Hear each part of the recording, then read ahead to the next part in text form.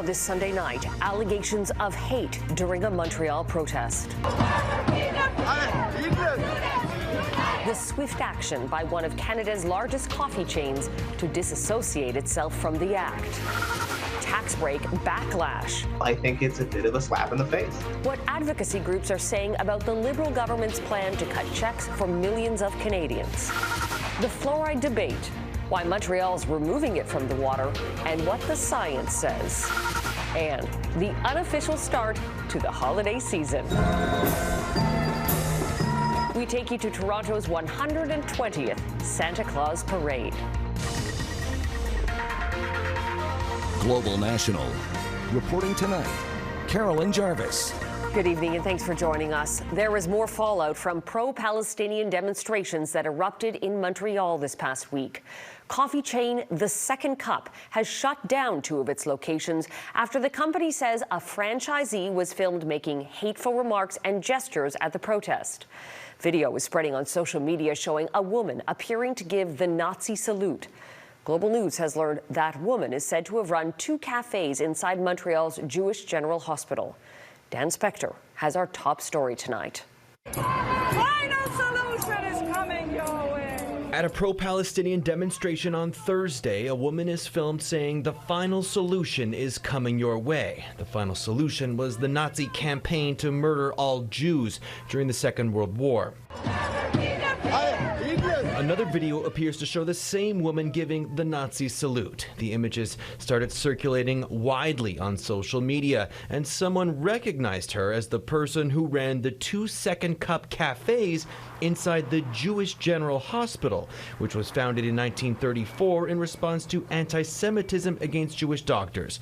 Saturday evening, Second Cup announced online that the franchisee's cafes were shut down. So we decided to rescind the franchise agreement after we saw some videos circulating online. We verified that it was in fact the franchisee. Once we did that, hate speech and speech that incites violence is definitely not part of our DNA. Second Cup identifies the franchisee as May Abdelhadi, seen here in the company's 2015 annual report. Global News has not independently verified the identity of the woman in the video. We spoke to a lot of employees and they confirmed to us that yes, it was her in the videos. The health authority overseeing the Jewish General Hospital said in a statement, "We fully support Second Cup's decision to take swift and decisive action in this matter by shutting down the franchisee's cafes and terminating their lease agreement," and said it stands firmly against anti-Semitism and hate speech. Members of the Jewish community are celebrating the company's move. Threatening students with the final solution and the Heil Hitler, there's no place for that in the streets of Montreal. There is a conflict taking place 5,000 miles away. That conflict is there and not here. On social media, some said they'd be buying Second Cup coffee as a gesture of gratitude. Montreal police said Sunday its hate crimes unit does not have an active file on the case, but that could change. I don't believe justice is served yet. I think that there is a criminal case to be had here. We reached out to May Abdelhadi by email, but did not receive a response by our deadline. Second Cup said its lawyers and her lawyers will be meeting on Monday. Dan Spector, Global News, Montreal. A day after dozens were killed by air attacks in Lebanon, there was another flurry of strikes from Israel. Bombs leveled buildings in residential areas of Beirut today. There was also an attack on a Lebanese army center, killing 1 soldier and wounding 18 others. The Israeli military says it regrets the attack and is investigating as their months-long operation continues to target Hezbollah forces. Hezbollah retaliated with their own major airstrike today, injuring several people. More than 200 rockets and other projectiles were fired on Israel, hitting multiple cities and towns. The Israeli military says most were intercepted. The violence from both sides is happening in the middle of international efforts to reach a ceasefire. Israel has yet to respond to a proposal by U.S. mediators. Lebanon's prime minister is accusing Israel of sending a bloody message. There is mixed reaction tonight to an 11th hour deal reached at the UN's annual climate conference. Delegates from the world's richest countries agreed to spend $300 billion to help developing nations transition off fossil fuels. The fact a deal was even struck might seem like a victory, but some of the countries that need financial help the most are calling it a travesty of justice. Bianca Facchinei reports. Over 100 climate protesters in Australia were arrested Sunday after forcing a coal ship to turn back around. Just right across the social spectrum, Australians coming out and saying, look, enough is enough. The news is getting worse every day. Protesters in kayaks refused to move out of the way for the ship to get into the port of Newcastle. More and more community members are stepping forward and saying we need to take more action on climate. It's just not enough. Not enough is also the consensus among many developing nations vulnerable to climate change at the COP29 summit in Azerbaijan. We were demanding 1.3 trillion, once again, 1% of global GDP. What we got was 300 billion. The money will help developing countries like India, which is struggling with a smog emergency caused in part by burning coal and diesel, transition off of fossil fuels. Still, others hail even that initial commitment from rich countries as a step forward. You've got new countries that haven't contributed before, like China, that are going to be counted for the first time, and that's important. The agreement provides $300 billion annually by 2035. That's up from the previous deal of $100 billion per year by 2020. In a statement, U.S. President Joe Biden called it a significant step closer in reaching climate goals. But with President-elect Donald Trump, who's called climate change a hoax, set to take office in January, there's a fear that the U.S. might not participate in future agreements. Bianca Facchinei, Global News, Washington.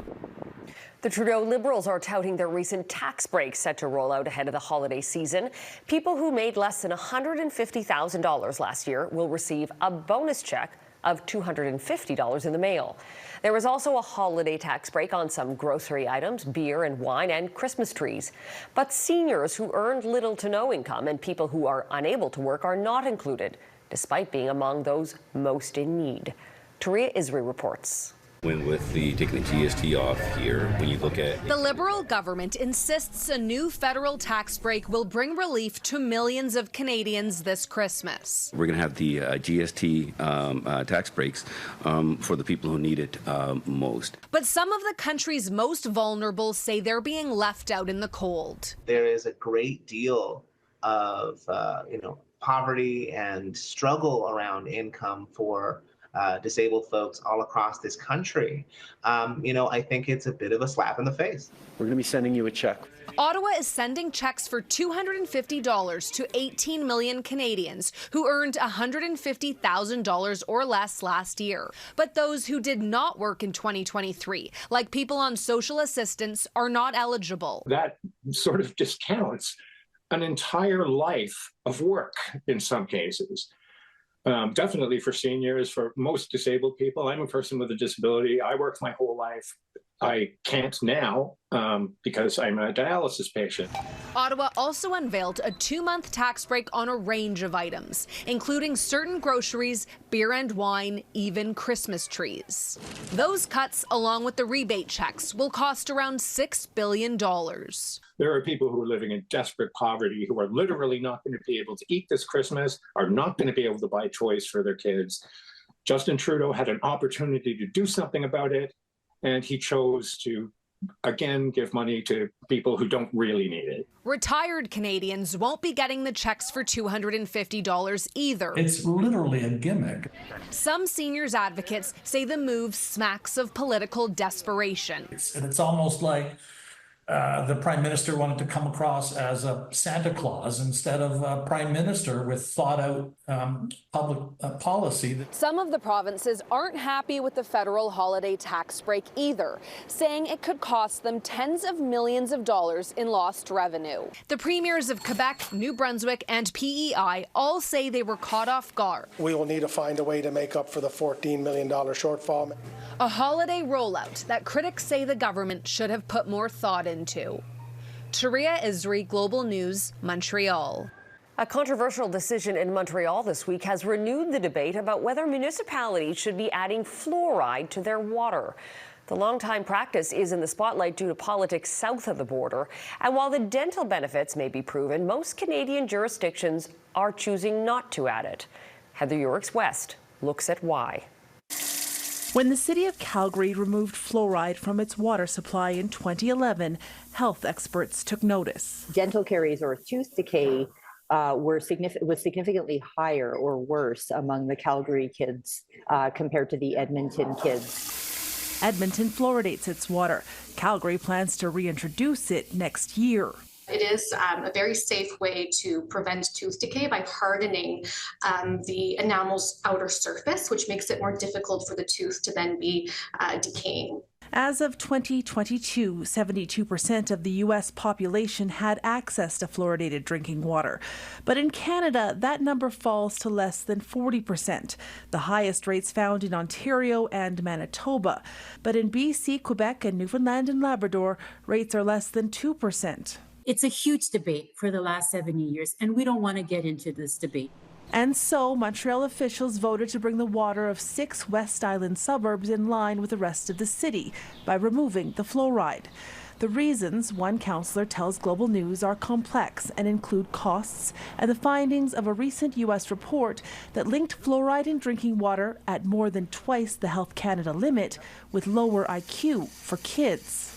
At the current limit, Health Canada says the benefits for kids outweigh the risk. These are complex policy decisions, right? What happens here is that's not the narrative that the public hears. They hear about the misinformation about alleged harms and conspiracy theories associated with fluoride. Robert F. Kennedy Jr., Donald Trump's health secretary nominee, has claimed that water fluoridation is linked to arthritis, thyroid disease, and bone cancer, which is not scientifically proven.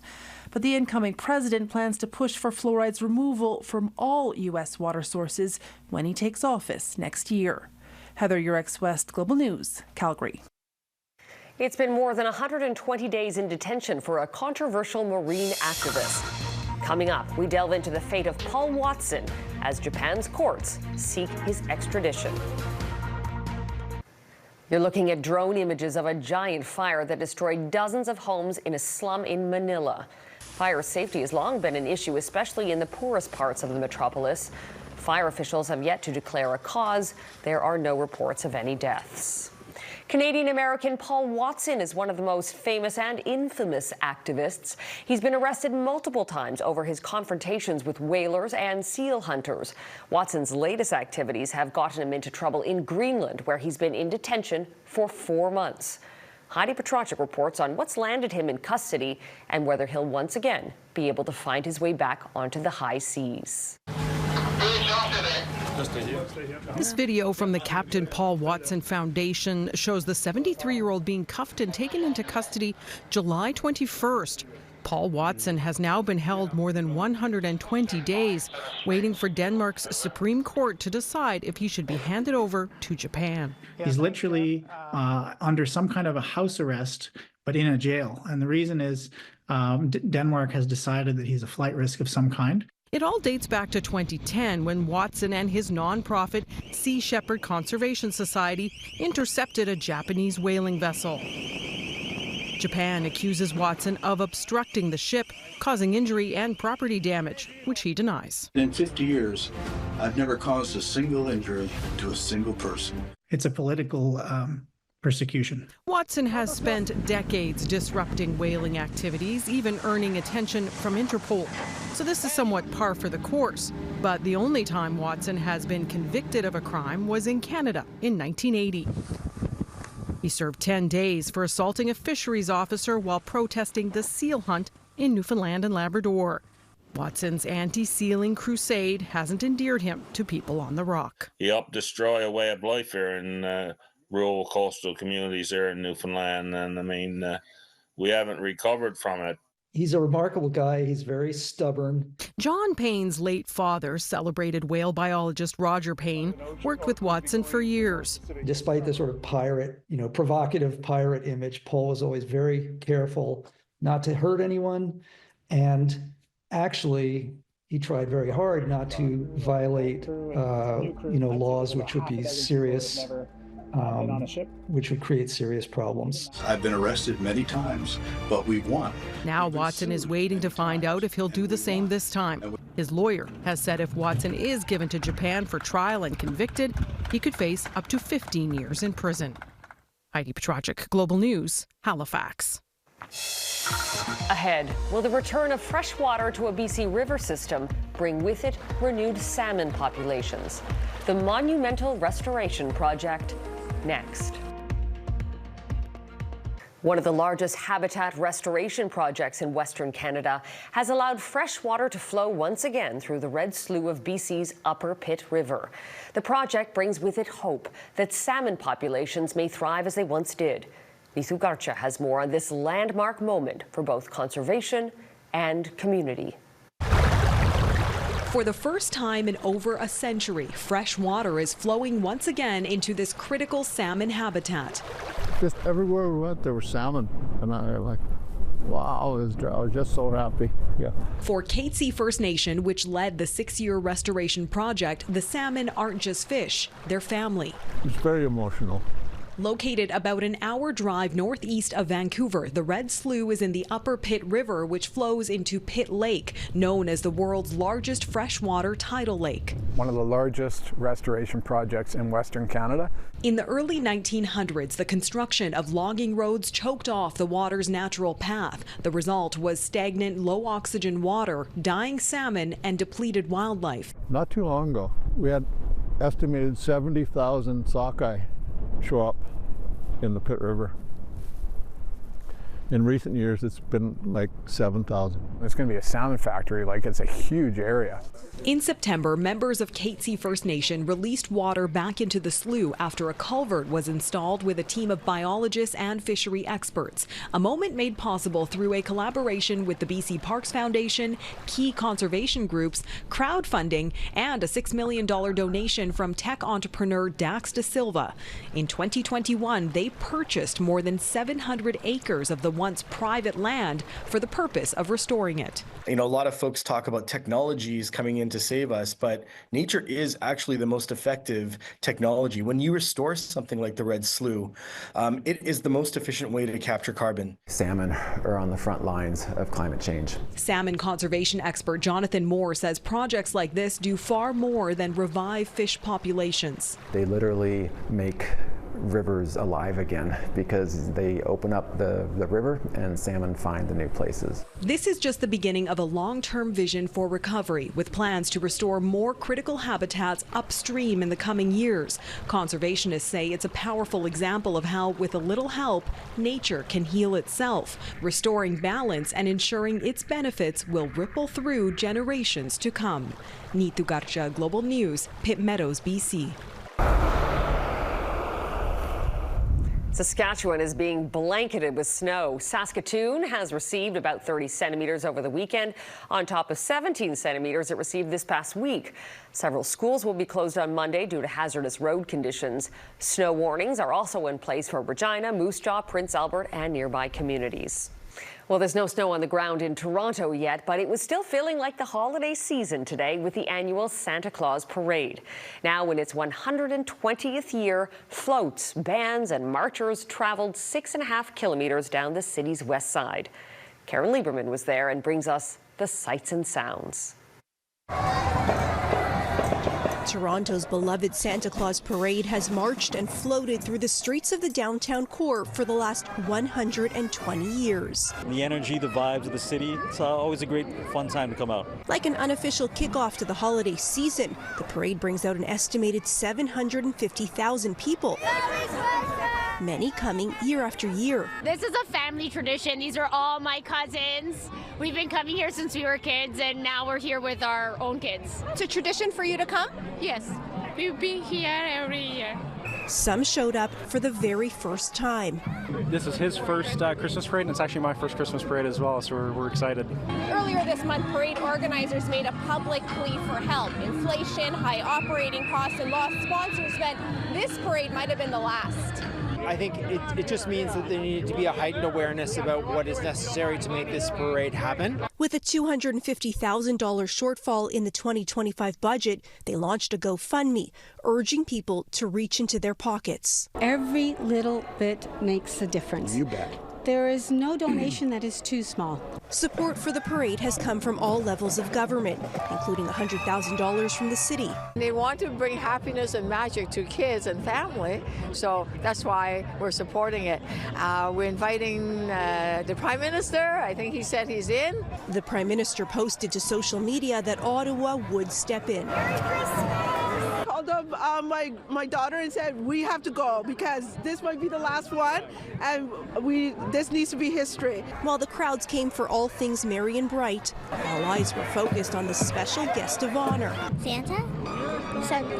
What do you like about the parade? Santa. Santa. And candy canes. A magical moment that did not disappoint. Karen Lieberman, Global News, Toronto. And that is Global National for this Sunday night. I'm Carolyn Jarvis. Tonight's Your Canada is Pond Inlet, Nunavut. We love seeing your Canada. Please keep emailing your photos to globalnational@globalnews.ca. Thanks for watching. Donna will be back with you tomorrow. Have a great night.